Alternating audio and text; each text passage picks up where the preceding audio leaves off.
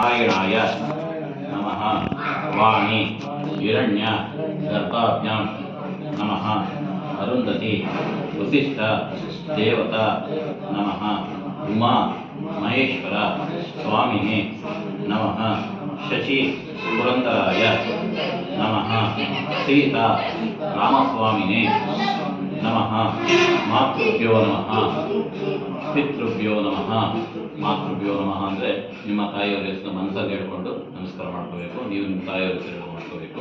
ಪಿತೃಭ್ಯೋ ಅಂದರೆ ತಂದೆ ತಾಯಿ ಹೆಸರು ಹೇಳ್ಕೊಂಡು ಮನಸ್ಸಲ್ಲಿ ನಮಸ್ಕಾರ ಮಾಡ್ಕೋಬೇಕು. ಮತ್ತೆ ಆಚಾರ್ಯಭ್ಯೋ ನಮಃ ಇಷ್ಟದೇವತಾಭ್ಯೋ ನಮಃ ಕುಲದೇವತಾಭ್ಯೋ ನಮಃ. ಇಷ್ಟದೇವತಾ ಕುಲದೇವತಾ ಆಚಾರ್ಯ ದೇವತಾ ಅಂದರೆ ನಾವು ಕ್ಲಾಸಲ್ಲಿ ವಿದ್ಯೆ ಕಲಿಬೇಕಾದ್ರೆ ನಮ್ಗೆ ಇಷ್ಟವಾದಂಥ ಟೀಚರ್ ಯಾರಿರ್ತಾರೆ ಅವ್ರ ಹೆಸರು ಗೊತ್ತಿದ್ರೆ ಅವ್ರ ಹೆಸರು ಹೇಳ್ಕೊಂಡು ಓಂ ಆಚಾರ್ಯಭ್ಯೋ ನಮಃ ಅಥವಾ ಗುರುದೇವಿಭ್ಯೋ ನಮಃ ಅನ್ಕೋಬೇಕು. ಇಷ್ಟದೇವತಾಭ್ಯೋ ನಮಃ ಕುಲದೇವತಾಭ್ಯೋ ನಮಃ ಅಂದರೆ ನಿಮ್ಮ ಮನೆ ದೇವರಾದಂಥ ಲಕ್ಷ್ಮೀ ವೆಂಕಟೇಶ್ವರ ಸ್ವಾಮಿನ ಪ್ರಾರ್ಥನೆ ಮಾಡ್ಕೋಬೇಕು. ಹಾಗೆ ನೀವು ತುಂಬ ಇಷ್ಟಪಡುವಂಥ ದೇವರು ಯಾವುದು ಅಮ್ಮನವ್ರು ಯಾವ್ದಿರುತ್ತೆ ಆ ತಾಯಿನ ಮನಸ್ಸಲ್ಲಿ ಧ್ಯಾನ ಮಾಡ್ಕೋಬೇಕು. ಮತ್ತು ಈ ಶ್ರೀನಿವಾಸಪುರ ಈ ನಗರಕ್ಕೆ ತಾಲೂಕಿಗೆ ಒಂದು ಗ್ರಾಮ ದೇವತೆ ಚೌಡೇಶ್ವರಿ ದೇವಿ, ಆ ಗ್ರಾಮ ದೇವತಾಭ್ಯೋ ನಮಃ ಅಂತ ಆ ಗ್ರಾಮ ದೇವತೆನ ಪ್ರಾರ್ಥನೆ ಮಾಡ್ಕೋಬೇಕು. ಮತ್ತು ಸರ್ವೇಭ್ಯೋ ದೇವೇಭ್ಯೋ ನಮಃ.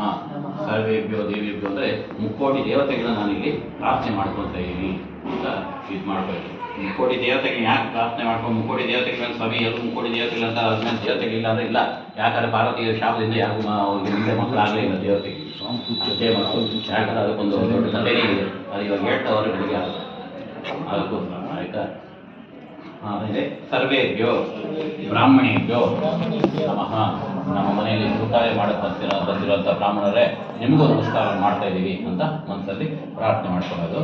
ಅಥ ಹೇಳ್ಕೋಬೇಕು. ಅಥ ಕರ್ಮಾಕ ಮಹಾಸಂಕಲ್ಪ ಪ್ರಧಾನ ಸಂಕಲ್ಪ ದೇವ ಬ್ರಾಹ್ಮಣ ಸನ್ನಿಧೌ ಮಮ ಗೋತ್ರೋದ್ಭವಸ್ಯ.